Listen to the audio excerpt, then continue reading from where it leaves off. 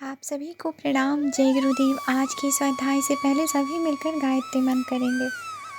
ओम भूर्भुवः स्वः तत्सवितुर्वरेण्यं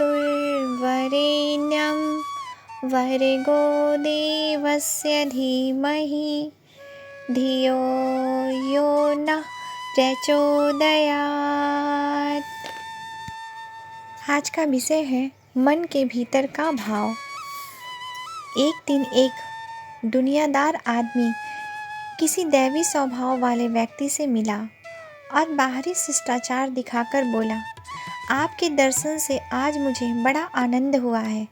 दैवी स्वभाव वाले ने तुरंत उसके मन की बात समझ ली और कहा, नहीं, आप भूल करते हो। मुझसे मिलकर आपको आनंद नहीं हुआ है, वरन खिन्नता हुई है। यह आपके मुख के भाव से स्पष्ट प्रकट हो रहा है। उस व्यक्ति ने उत्तर दिया कि आजकल बाह्य शिष्टाचार तो दिखाना पड़ता है, मन के भीतर चाहे जैसा भाव हो। दैवी व्यक्ति ने उसे समझाया, भाई साहब, आपका ख्याल ठीक नहीं है। आपके हृदय में एक बात हो और प्रकट में आप दूसरी बात कहें तो इससे किसी का लाभ नहीं हो सकता। इस प्रवृत्ति का नाम ही कुटिलता कहा जा सकता है, जो सज्जन पुरुष के योग नहीं मानी जाती। यदि आप इस आदत को त्याग दें और जो कुछ हृदय में हो उसे स्पष्ट कह दें तो इससे आपका महत्व बढ़ेगा और सांसारिक विषयों में भी सफलता प्राप्त होगी। अगर हम लोगों की सच्ची परीक्षा करना सीख जाएं तो फिर हमको निराश होने का अवसर कम ही आएगा। हम किसी को एकदम आकाश में नहीं चढ़ा देंगे कि उसके गिरने से हमारी आशा निष्फल हो जाए। दूसरे मनुष्यों की वास्तविक परीक्षा करने की शक्ति न होने से ही हम चाहें जब किसी मनुष्यों की हद से बाहर प्रशंसा कर डालते हैं, पर इसको सच्ची मित्रता का लक्षण नहीं माना जा सकता। अगर हम शांति स्वरूप परमात्मा के साथ अपनी एकता का विचार यथार्थ रूप में कर सके तो फिर अमुक व्यक्ति ने हमको हानि पहुंचाई है, ऐसा विचार हमारे मन में उत्पन्न नहीं हो सकता और न उसके कारण हमारी शांति भंग हो सकती है। यदि हमको परमात्मा के साथ अपनी एकता का ख्याल सदैव बना रहता है तो अपने मित्र अथवा संबंधियों की मृत्यु से अथवा आदि व्याधि से भी हम व्याकुल नहीं हो सकते। जो व्यक्ति आत्मा के सत्य स्वरूप को समझता है वह जानता है कि शरीर के नष्ट होने से आत्मा के अमृत में किसी तरह का अंतर नहीं पड़ सकता। उसके हृदय में सदैव गीता का भाव उदित होता रहता है। यह आत्मा वास्तव में न तो कभी पैदा होता है और न मरता है। इसका जन्म और मृत्यु केवल एक भ्रम या कल्पना है। यह तो सदा से एक अजर और अमर तत्व है। इस भावना में उसका चित्त सदा शांति युक्त बना रहता है। हम जिस वस्तु के लिए अपने हृदय का द्वार खोल कर रखते हैं वह हमको प्राप्त होती है। प्राचीन काल में मनुष्य ईश्वरीय दूतों अथवा देवताओं को देखने की प्रबल इच्छा रखते थे और इस कारण वे उनको देख भी सकते थे। अगर वे उस समय आते थे तो आजकल भी आ सकते हैं, क्योंकि सृष्टि के महान नियम सदा एक तरह काम करते रहते हैं। वर्तमान समय में जो देवदूत नहीं आते उसका कारण यही है कि हम उनको बुलाते ही नहीं अथवा वे आ सकें ऐसा वातावरण उत्पन्न नहीं करते। साथ ही जिन द्वारों में होकर देवदूत आते हैं उनको भी हम बंद रखते हैं। जो शांति के अपार सागर स्वरूप परमात्मा के साथ अधिकाधिक संबंध स्थापित करना जानता है उसके भीतर शांति का अधिकाधिक प्रसार होता है। ऐसा मनुष्य स्वयं ही चिंता और कठिनाइयों से मुक्त नहीं रहता, वरन जो अन्य लोग उसके संपर्क में आते हैं उनको भी शांति और आनंद प्रदान करता रहता है। ऐसे पुरुष की शक्ति असीम होती है और भय अथवा निष्फलता के विचार कभी उसके मन में नहीं आते भी नहीं। कदाचित कोई ऐसा विचार उसके हृदय में उत्पन्न भी हो जाता हो तो वह तुरंत उसको अपने मन क्षेत्र से अलग कर देता है। पर जो मनुष्य इसके विपरीत निर्बलता तथा भय के विचार ही करते रहते हैं, उनकी मानसिक शक्ति और शारीरिक बल का निरंतर ह्रास होता जाता है। इस प्रकार मनुष्य जिस स्थिति को प्राप्त होता है, उसका उत्पादक वह स्वयं ही होता है।